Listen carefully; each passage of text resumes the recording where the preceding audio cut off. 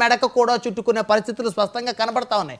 So కాబట్టి సంక్షేమం దిశగా వాళ్ళు వెళ్తుంటే సంక్షోభం దిశగా వీళ్ళు వెళ్తున్నారని అనుకోవచ్చు మనం.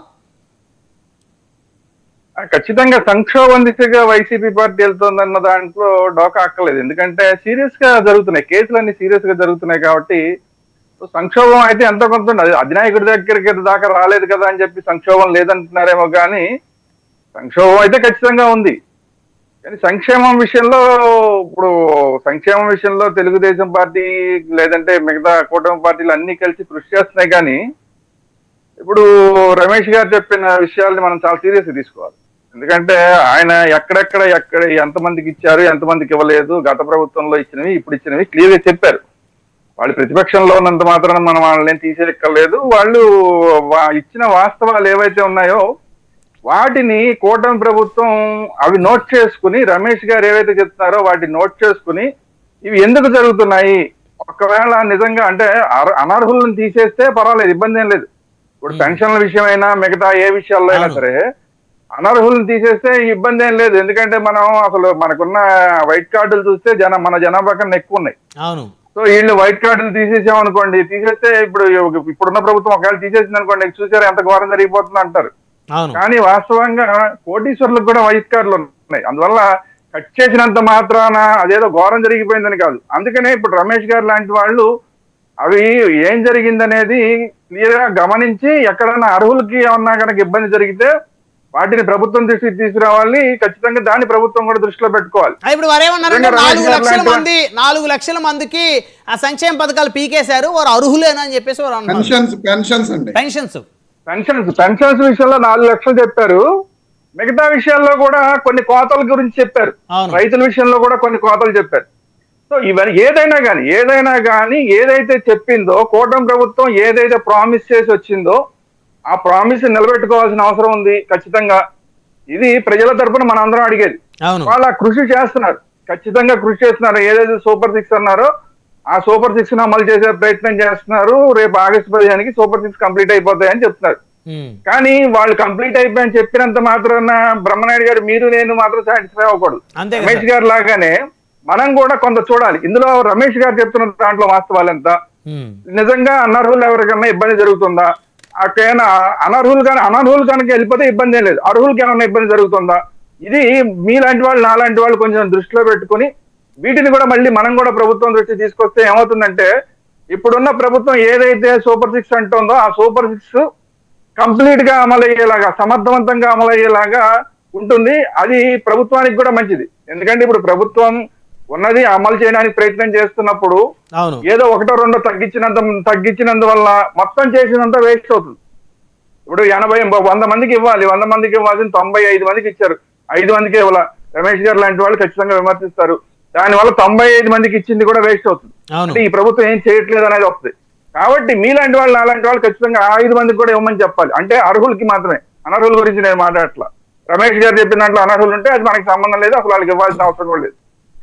సో రమేష్ గారు చెప్పిన ఈ విషయాలన్నింటినీ కూడా ఖచ్చితంగా తెలుగుదేశం వాళ్ళు ఇప్పుడు జనసేన మిత్రులు ఉన్నారు కాబట్టి వీళ్ళు కూడా చాలా సీరియస్ గా తీసుకుని దీని మీద కృషి చేయాల్సిన అవసరం ఉంది. రాబోయే రోజుల్లో ఇంకా ఈ ఏదైతే ఇప్పుడు ఆడవాళ్ళకి ఈ బస్సు ఫ్రీ ఇస్తున్నారో దాంట్లో కూడా వాళ్ళు ఏమాత్రం ఇబ్బంది పడకుండా చూడాలి. ఇబ్బంది పడకుండా చూడడం ఒకటి ఇంపార్టెంట్. ఎందుకంటే మనం ఈ బస్సు ఫ్రీ అనేది కర్ణాటకలో చూసాం, తెలంగాణలో చూసాం.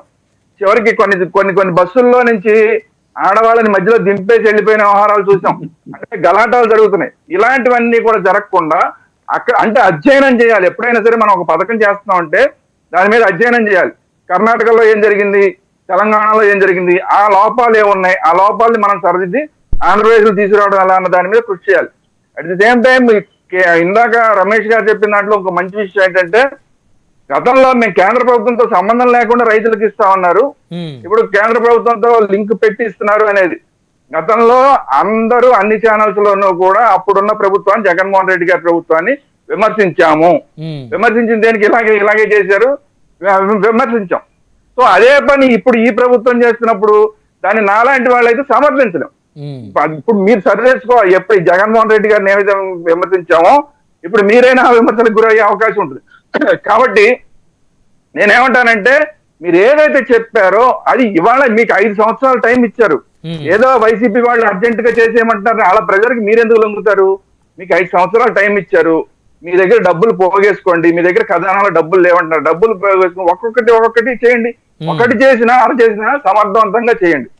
ఇది నేను చెప్తున్నా. ఎందుకంటే మిమ్మల్ని ప్రజలేమి మీ పీకల మీద కూర్చోలేదు. ఎందుకంటే మీ మీద ఇప్పుడున్న ప్రభుత్వం మీద ఎంతో కొంత 3 పార్టీలు కలిసి ఉన్నాయి కాబట్టి, ఇందాక మీరు చెప్పినట్టు ఏదైనా పొరపాటు జరిగితే పవన్ కళ్యాణ్ గారు లాంటి వాళ్ళు చూస్తూ ఊరుకోరన్న భరోసా జనంలో ఉంది కాబట్టి ఈ ప్రభుత్వం మీద ప్రెషర్ లేదు, వాళ్ళు ఊహించుకుంటున్నారు ప్రెషర్.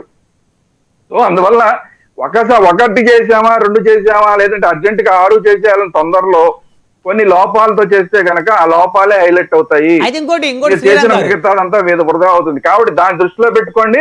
సంక్షోభం అంటారా? ఖచ్చితంగా సంక్షోభం అనేది ఇప్పుడున్న సంక్షోభం మాత్రమే కాదు.